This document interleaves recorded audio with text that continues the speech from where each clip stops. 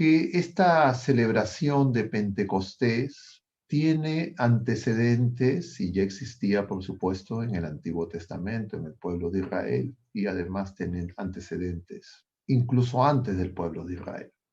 Pero para no remontarnos a tantas referencias, convendría que recordemos que ellos celebraban el momento en que Moisés en el Sinaí recibe las tablas de la ley. Entonces, la memoria de ese acontecimiento era Pentecostés y se produce justamente 50 días después de la Pascua. Ellos celebraron la primera Pascua, la Pascua del pueblo de Israel, que los liberó de la esclavitud del faraón, cuando ante la última plaga de la muerte de los primogénitos, el Señor les da indicaciones precisas, que se reúnan, que tomen un cordero macho sin defecto y que marquen la sangre con las puertas, las jambas de las puertas, con la sangre del cordero.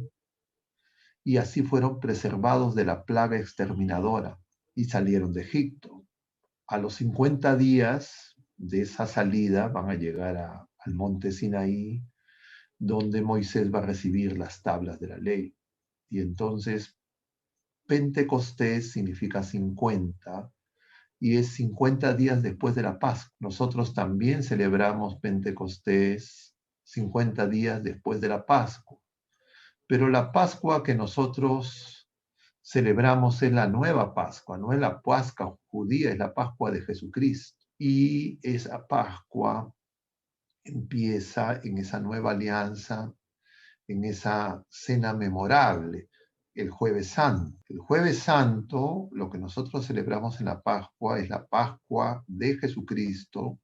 Jesucristo no estaba celebrando la Pascua judía recién se iba a producir ese sábado de esa semana. Jesús anticipa, es una nueva Pascua, y esa nueva Pascua, esa nueva alianza que celebramos nosotros en el Tríduo Pascual y que continuamos celebrando en estos 50 días, tiene su punto de llegada en Pentecostés, en la efusión del Espíritu Santo. Entonces podríamos decir que hay alguna relación que tenemos que encontrar entre esta celebración del pueblo de la primera alianza y la que nosotros tenemos, según nos refiere el Evangelio según San Lucas y el libro de los Hechos de los Apóstoles que vamos a contemplar este domingo. Entonces, lo que podríamos decir es que además Pentecostés de alguna manera también tiene un vínculo con Babel, porque a diferencia de lo que va a ocurrir en Pentecostés, es lo opuesto a lo que va a ocurrir en Babel. Recapitulo brevemente para recordar estas cosas que creo todos conocemos. Entonces, en primer lugar, la ley que recibió Moisés estaba escrita en piedra, era exógena.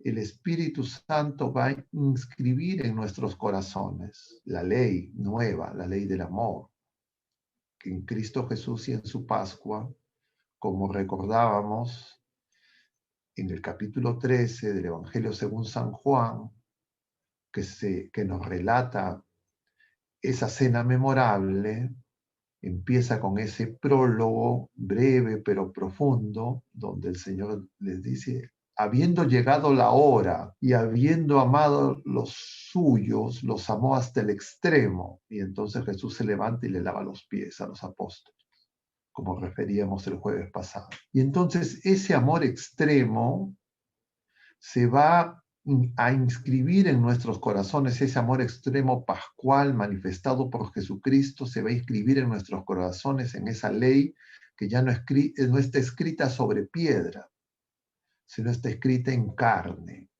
porque en la Pascua de Cristo, en su pasión, muerte, resurrección y ascensión a los cielos, nuestra carne es glorificada.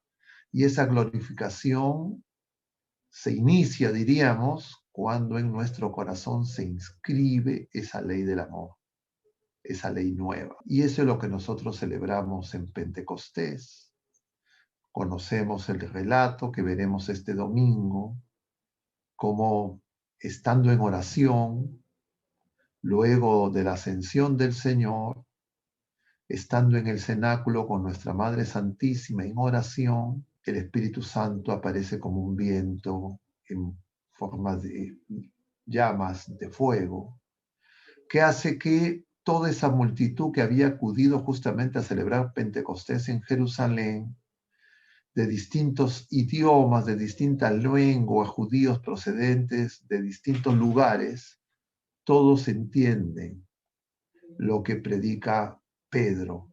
Es decir, se produce el entendimiento opuesto al desentendimiento de Babel. Nosotros el año pasado, cuando empezábamos estas charlas, empezábamos justamente hablando del pandemonio, de la Babel, de la confusión. La única manera en que nosotros podamos salir de la confusión, de la Babel, del desentendimiento, es con el Espíritu Santo. Porque el Espíritu Santo viene a liberarnos del espíritu de este mundo. Por eso hemos puesto por título en la charla, recibir el Espíritu Paráclito, el otro defensor, el otro abogado. Jesucristo es el primero, el segundo es el Espíritu Santo. Y rechazar el espíritu del mundo. Y el espíritu del mundo es el espíritu del maligno. Y entonces nosotros necesitamos de la asistencia del Espíritu Santo para tener la luz, la verdad, para poder reconstruir, construir y testimoniar relaciones de amor que brotan del amor de Dios, brotan del Espíritu Santo que Jesús de junto al Padre derrama en nuestros corazones. Y por eso es tan importante la celebración de Pentecostés. Pero Jesucristo ascendido a los cielos, como leemos en el prefacio, después de la ascensión del Señor, Jesucristo ascendido a los cielos garantiza una perenne fusión del Espíritu Santo. La oración de Jesucristo se une a la oración de nuestra Madre Santísima y se une nuestra oración a la de ellos para que esa fusión del Espíritu Santo sea perenne, sea permanente, sea perpetua. Y de esa manera nosotros podamos enfrentar a este mundo, a los poderes de este mundo, no con las mismas armas, los mismos métodos, las mismas técnicas como el espíritu del mal realiza sus obras, sino cómo, cuándo y dónde el Señor a través de ese espíritu santificador nos mueve. Y entonces comprendemos que es fundamental. Cuando nosotros apreciamos en nosotros mismos, en cualquier persona, en una familia, en la iglesia, en cualquier pueblo, en el país nuestro o en el mundo entero, donde quiera que vayamos y vemos que hay confusión, que hay desentendimiento, que hay un trabajo que parece inútil, cuando no reina la comunión, sino el odio, la venganza, los insultos, la falta de perdón, el rencor.